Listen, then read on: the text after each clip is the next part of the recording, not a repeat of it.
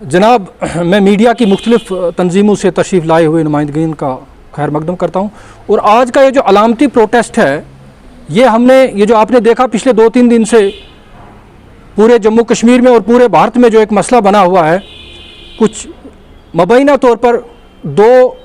कम सिन सिख बच्चियों की अगवा का मसला जो बताया जा रहा है, तो उसकी वजह से पूरा हमारा इलाका, पूरा खिता जम्मू कश्मीर जो है उसमें कॉम्युनल जो है क्लैश की तरफ वो बढ़ रहा है दिन ब दिन।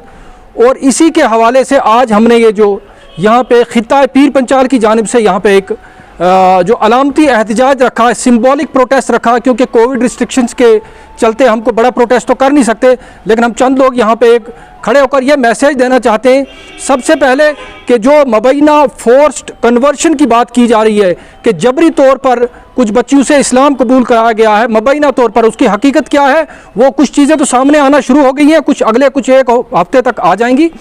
तो उसकी हम पुरजोर मजम्मत करते हैं। और हम ये कहना चाहते हैं कि कुरान पाक इसमें साफ वाज़िया कुरान का हुक्म है सूरह बकरा की आयत 256 में कि ला इकराह फिद्दीन, कि इस्लाम में कोई भी जबर की ज़बरदस्ती की कोई गुंजाइश ही नहीं है।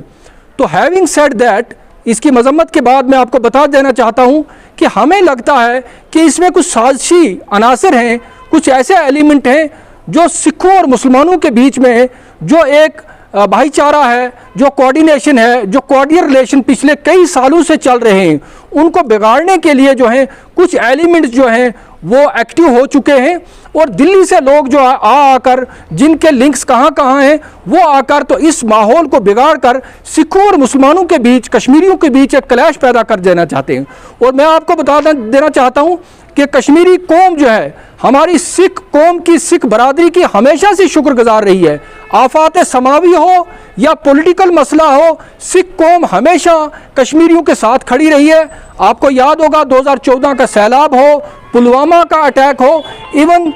5 अगस्त 2019 को जब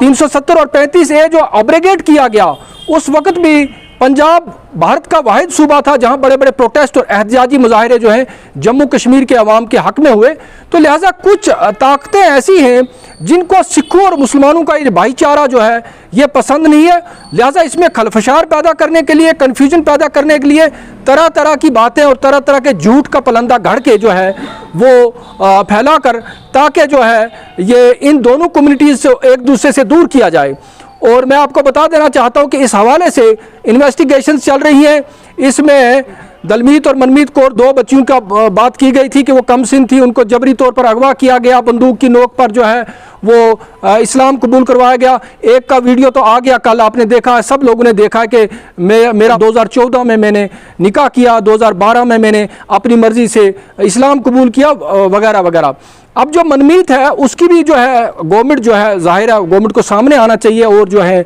हकाइक को सामने रखना चाहिए। लेकिन ये लोग जो कह रहे हैं कि बंदूक की नोक पर कश्मीर में ये हो रहा है, तो मुझे लगता है कि कश्मीर जो है बहुत ही सेक्युलर और ख़ास तौर पर सिख बरादरी के लिए, बाकी कम्युनिटीज़ के लिए जो है वो उनके दिल हमेशा से खुले रहें। तो उसके बाद आपने ये देखा है कल से जब ये वाक़ा जो है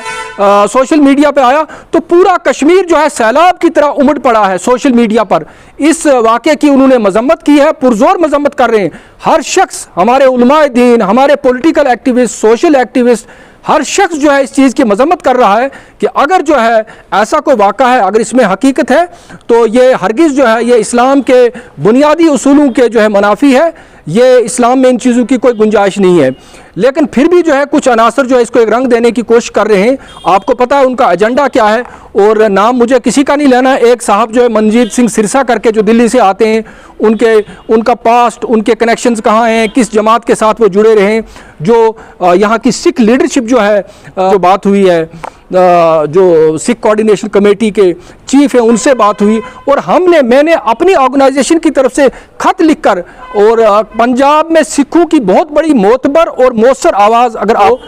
तो शिरोमणि अकाली दल अमृतसर जो है उनके लीडर हैं, बुजुर्ग 80-85 साल उनकी उम्र है, सिमरनजीत सिंह मान उनका नाम है। मेरी बात भी हुई है और मैंने उनको खत लिखा है, क्योंकि कश्मीर में भी उनकी बहुत पजीराई है। वो बड़े हरदिल अजीज लीडर हैं, पंजाब में भी और कश्मीर में भी। और एक है दल खालसा के लीडर कंवरपाल सिंह, उनसे भी मेरी बात हुई और ख़त भी लिखा है कि आप एक इन्वेस्टिगेशन टीम बनाकर, तहकीकाती कमेटी बनाकर कश्मीर आई है और इन दोनों वाक़ात की